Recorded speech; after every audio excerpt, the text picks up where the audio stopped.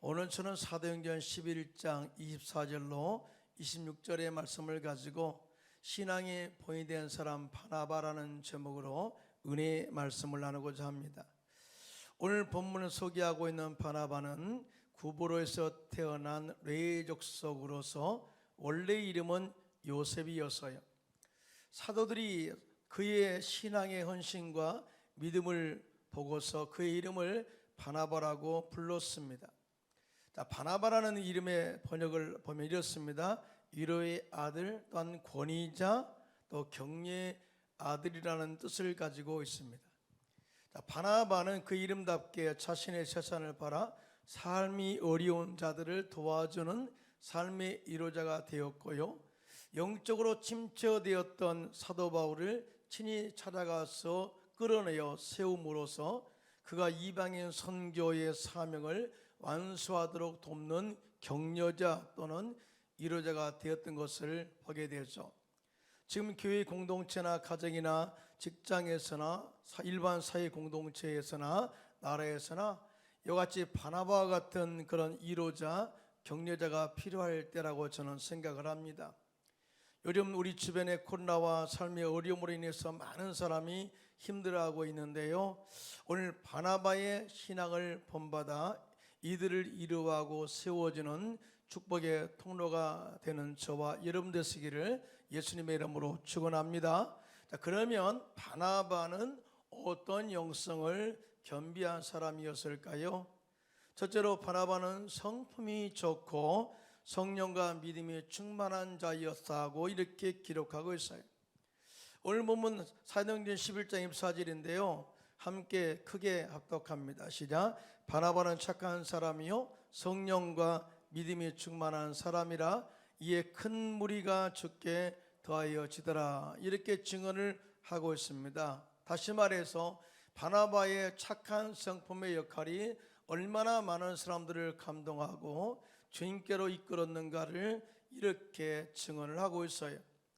먼저 바나바는 착한 사람이라고 소개를 하고 있는데요, 여기서 착한 사람이라고 하는 헬라어의 원본은 아네르 아가도스라는 단어인데요, 이 말은 하나님의 일에 유익된 인간의 성품으로 쓰임받는 사람, 이렇게 나타내고 있어요.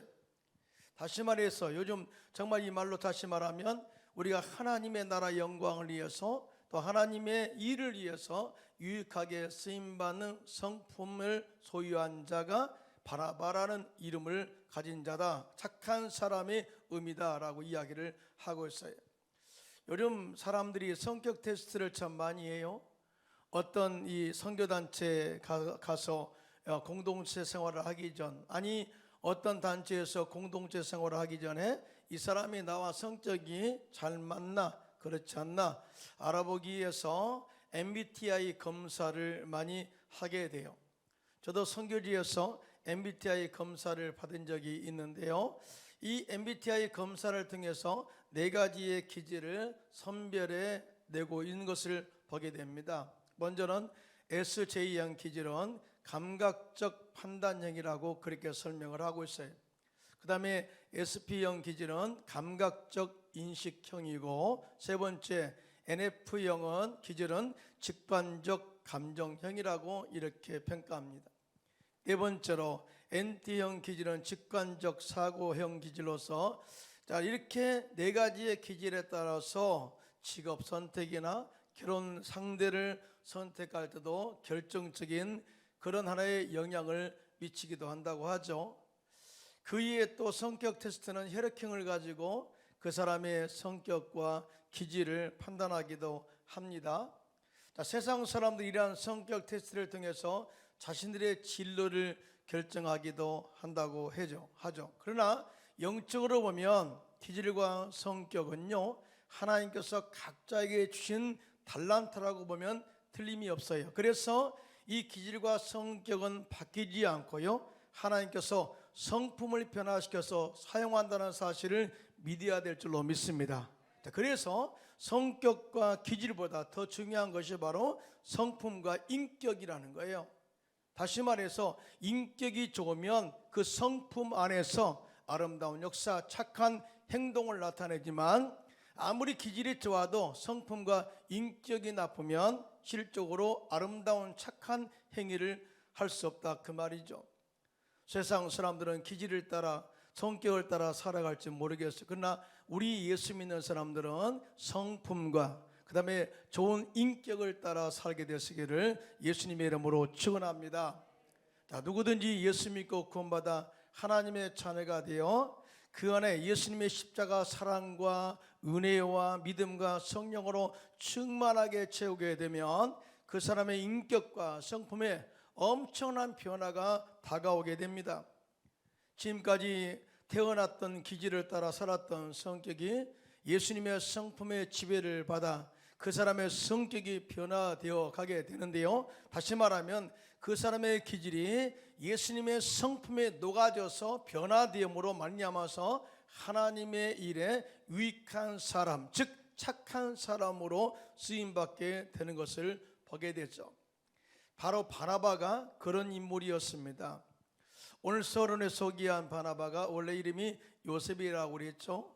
자, 요셉의 그 본 의미는 모르겠어요. 어떻게 그가 행동을 했던, 그가 어떤 사람이었던, 사실은 그 요셉의 의림에 걸맞게 행동인지는 모르겠어요. 그러나 사도들이 그의 신앙의 헌신과 충성과 믿음을 볼 때에 이 사람은 요셉이란 이름보다는 위로의 아들, 격려의 아들, 권위자, 많은 사람들을 세워주는 그런 사람으로서 합당하다. 그래서 바나바라고 이렇게 불렀다는 것이죠. 사도들이 무엇을 보고 그를 바나바라고 불렀다고요? 바로 그것은 바로 그 믿음의 착한 성품과 인격을 보고 바나바라고 불렀다는 거예요. 그런데 말이죠, 이런 이 바나바의 착한 성품은 그의 삶 속에서 선행으로 나타나게 되는데요. 사도행전 4장 37절에 이렇게 나와 있습니다. 시작. 그가 밭이 있음에 밭을 팔아 그 값을 가지고 사도들의 발 앞에 두니라. 이렇게 자신의 모든 삶을, 모든 재산을 팔아서 어려운 사람들을 도와줬던 착한 성품을 소개하고 있어요. 바나바는 땅을 가진 지주였습니다. 그러나 삶이 어려운 사람들을 보고 예민하지 않았고 자신의 밭을 팔아서 사도들에게 가져와서 핍절한 사람들을 돕는 성품이 착한 사역을 한 것입니다. 이러한 착한 성품의 인격과 성품이 저와 여러분 안에 믿음과 성령으로 말미암아 채워지기를 예수님의 이름으로 축원합니다. 또한 바나바는 성령과 믿음에 충만한 자였어요.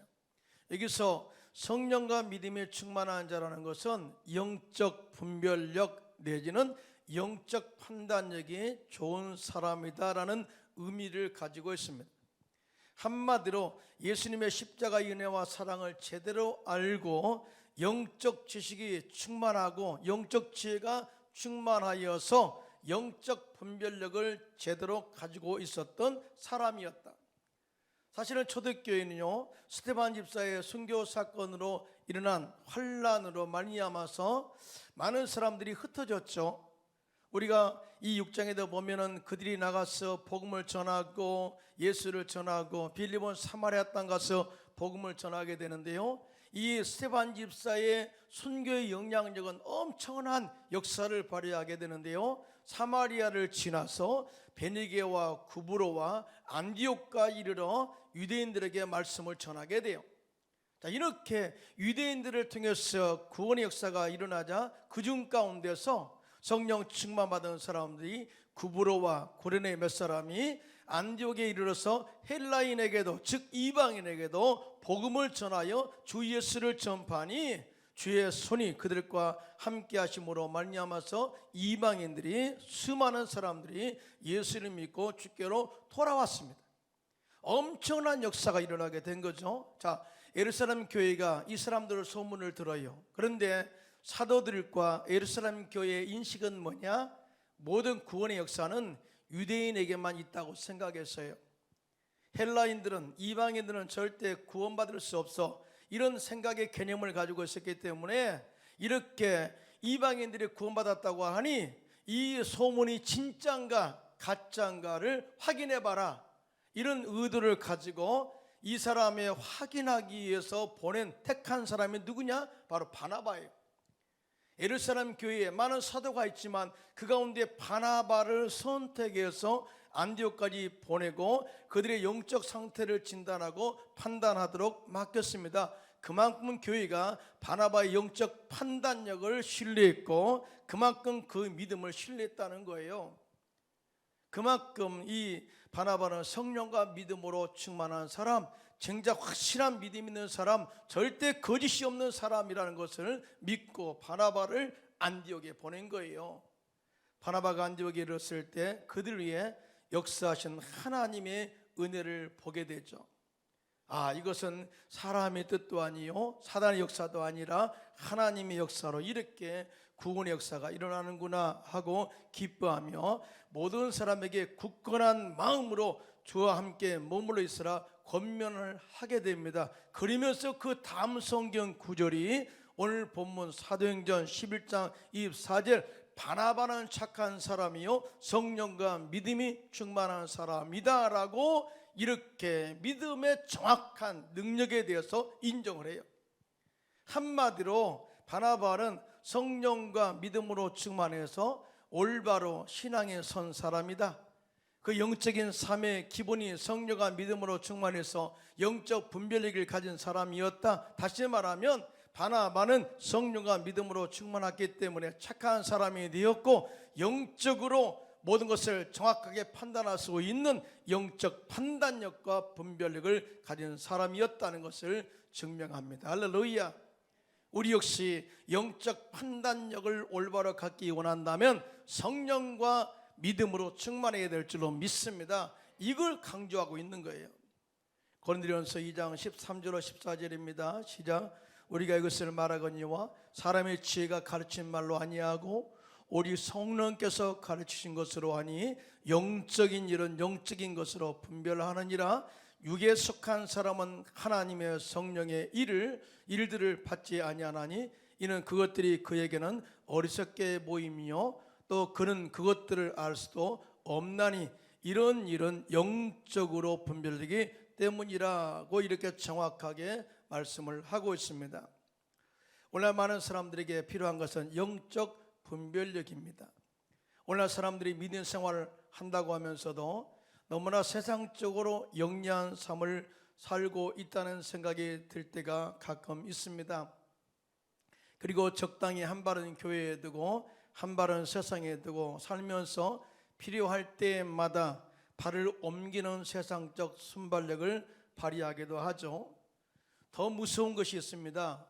언제부터인가 코로나 시대가 들어서면서 더욱더 세상 사람들이 판단하고 평가하는 기준을 가지고 교회를 판단하는 것이 진리인 것처럼 포장해서 교회의 거룩성을 파기하고 있어요. 그리고 이제 교회도 세상 사람들을 이해하려고 하는 노력이 필요하다 이렇게 강조하면서 교회가 세상과 적당한 타협점을 찾아 상생해야 된다고 이렇게 말하는 사람이 있기도 합니다. 물론 이러한 주장들이 에큐메니컬 그런 무브먼트, 다시 말해서 연합적 운동 차원에서 보면 그럴듯하게 들릴지 모르겠지만 영적인 차원에서 보면 이 모든 주장들은 교회를 타락하게 하고 무너지게 하는 유혹의 손길한 사실을 절대 잊어서는 안 되는 거예요. 특별히 코로나 시대가 되면서 이러한 영적인 갈등과 유혹은 더 심해지고 있음에 대해서 지적하고 있어요. 사도 바울은 이에 대해서 정확하게 우리의 신앙의 기준을 이야기하고 있습니다. 로마서 12장 2절에 시작. 너희는 이 세대를 본받지 말고 오직 마음을 새롭게 함으로 변화를 받아 하나님의 선하시고 기뻐하시고 온전한 뜻이 무엇인지 분별하도록 하라 이렇게 말씀을 하셨어요. 다시 말해서 우리의 영적인 판단력 기준이 세상 기준이 아니라는 거예요. 세상의 의견 기준이 아니라 하나님의 선하시고 기뻐하시고 온전하신 뜻 말씀 안에서 영적 판단력의 기준이 있어야 된다라는 것이죠. 여러분 믿으시면 손 들고 아멘하시기 바랍니다. 그러므로 우리 모두 성령과 믿음으로 충만해서 이 시대를 본받지 말고 영적 분별력을 가지고 시대를 올바로 판단하고 진단해서 세상적 유혹에 절대 빠지지 않기를 예수님의 이름으로 축원합니다. 그리고 바나바는 성령님의 완전하신 영향력 아래 순종한 사람이었습니다. 오늘 본문에 바나바는 착한 사람이요 성령과 믿음이 충만한 사람이라고 말씀을 하고 있는데요, 여기서 충만한 이 단어의 형용사는 어떤 의미냐면 멋멋의 영향력 아래 있다 또는 완전한 이란 뜻을 가지고 있어요. 이런 의미를 가지고 이 말씀을 다시 정리해 보면 바나바는 성령님의 완전하신 영향력 아래 지배를 받으며 위로부터 하나님께서 그에게 부어주시는 완전한 믿음을 가진 자였다라고 이렇게 바나바의 영적인 상태를 인정하고 증명한 거예요. 우리가 성령님 완전하신 지배를 받고 위로부터 부어주시는 이 완전한 믿음을 가지게 되면 어떤 역사가 우리 안에 일어나느냐? 먼저 우리 안에 구원의 확신이 일어납니다. 다시 말해서 구원의 가치가 얼마나 중요한가를 깨닫게 되죠. 우리가 예수 믿으면 하나님의 자녀가 된다는 사실을 지식으로 믿으면 구원이 없어요.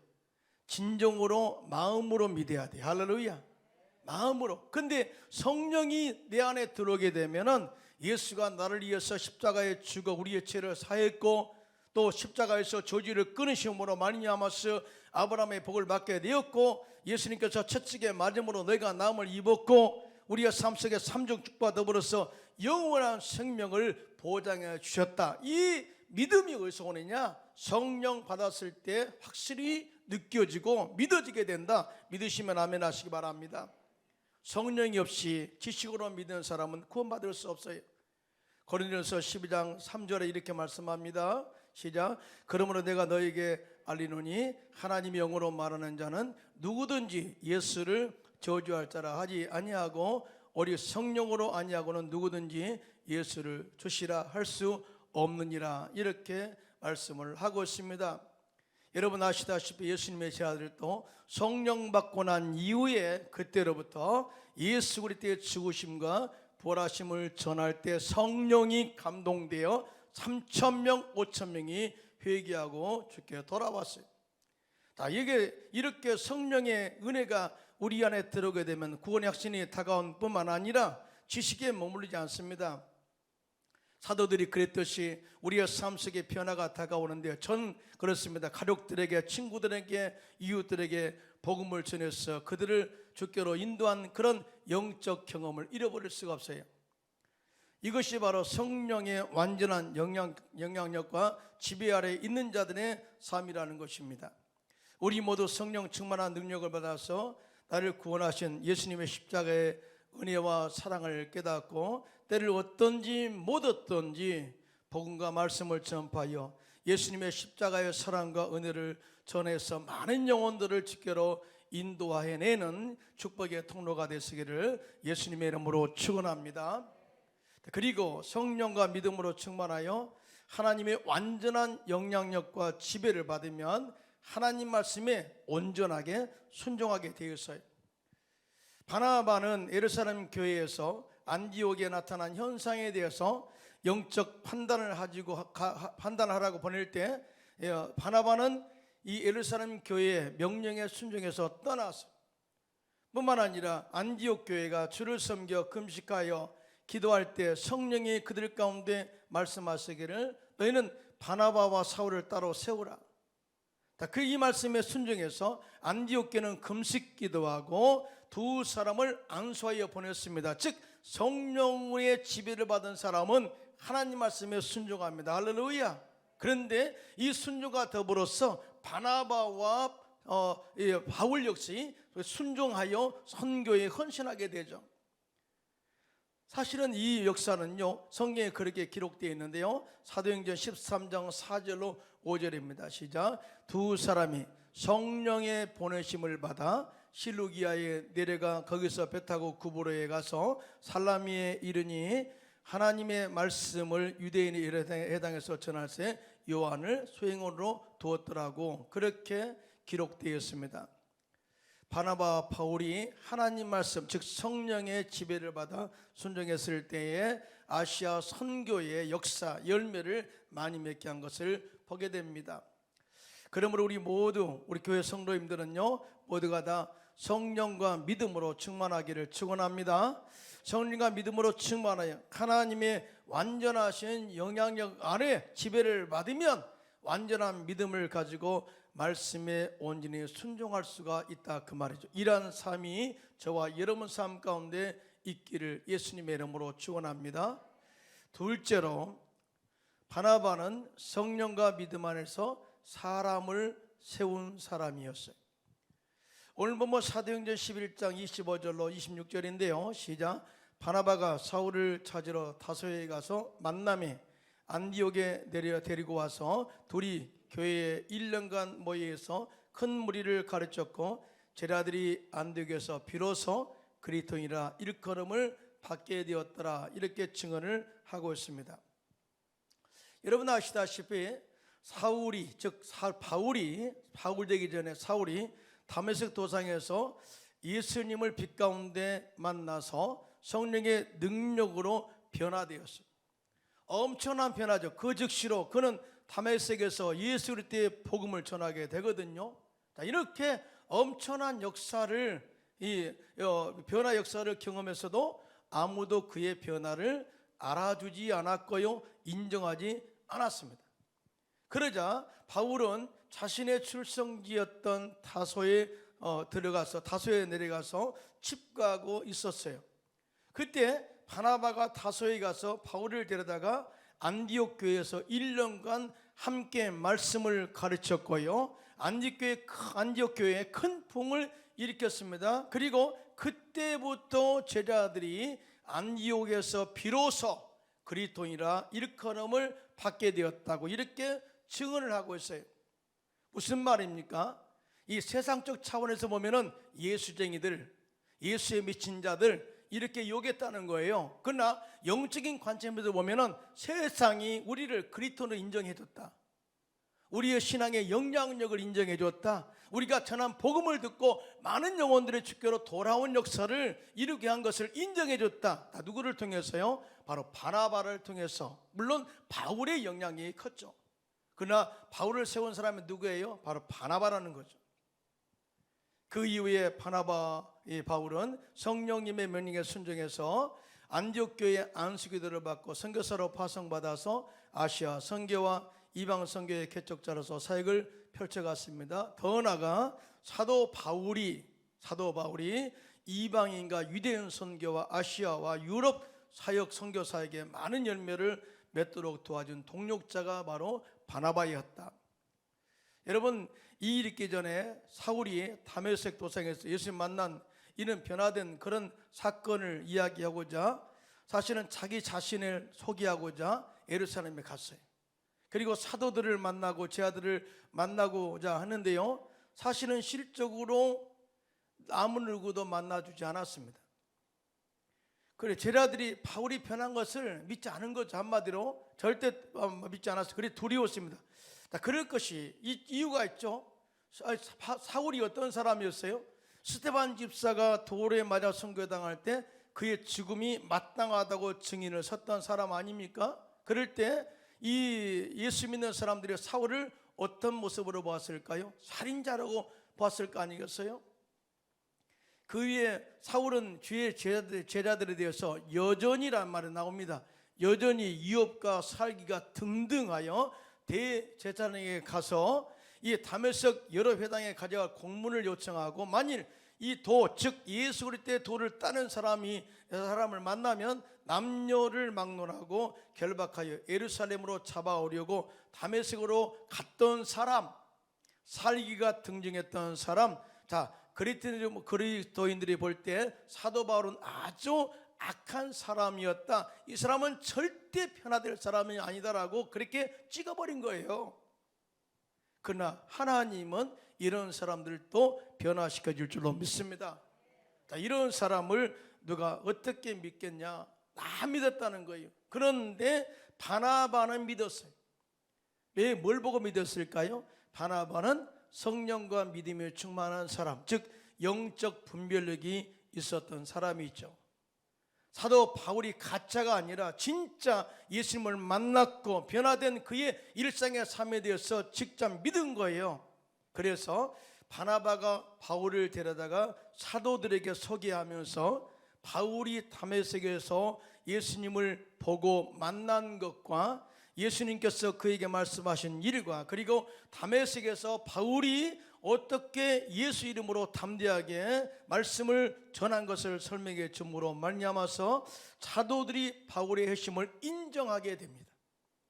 이런 과정을 통해서 사도 바울의 선교에 영향을 준 사람이 바로 바나바였다. 그래서 만약 바나바가 없었더라면 바울이 사도들과 원활한 소통을 이루지 못했을 것입니다. 그리고 좀 더 높게 생각한다면 바나바가 없었더라면 바울의 안디옥 사역도 없었을 것이고 아시아 선교와 이방인 선교, 유럽 선교도 쉽지 않았을 것이라고 자연스럽게 예측해 볼 수가 있습니다. 물론 하나님은 다른 방법으로 바울을 쓰시기도 하시겠죠. 그러나 하나님은 바나바를 들어 바울을 세웠다는 거예요.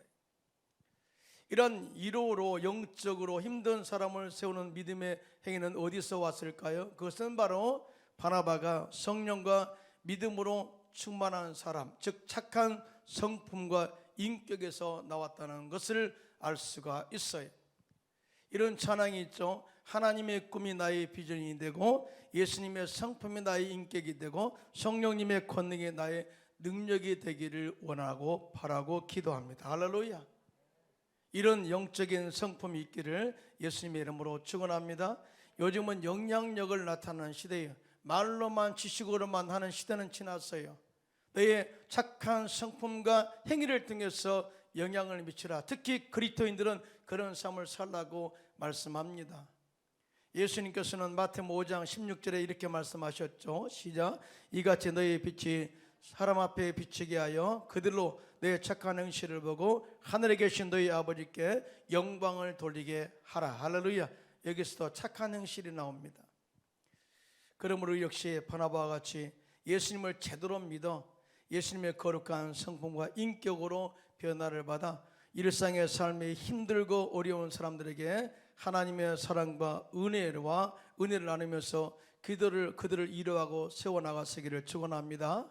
그리고 주변에 영적으로 무너져 힘들어하고 있는 사람들을 찾아가서 그들을 데려다가 또 영적으로 회복하게 해서 하나님 일에 유익한 삶을 살고 사명을 회복하여 하나님께 귀하게 쓰임받게 하는 축복의 통로가 되시기를 예수님의 이름으로 축원합니다.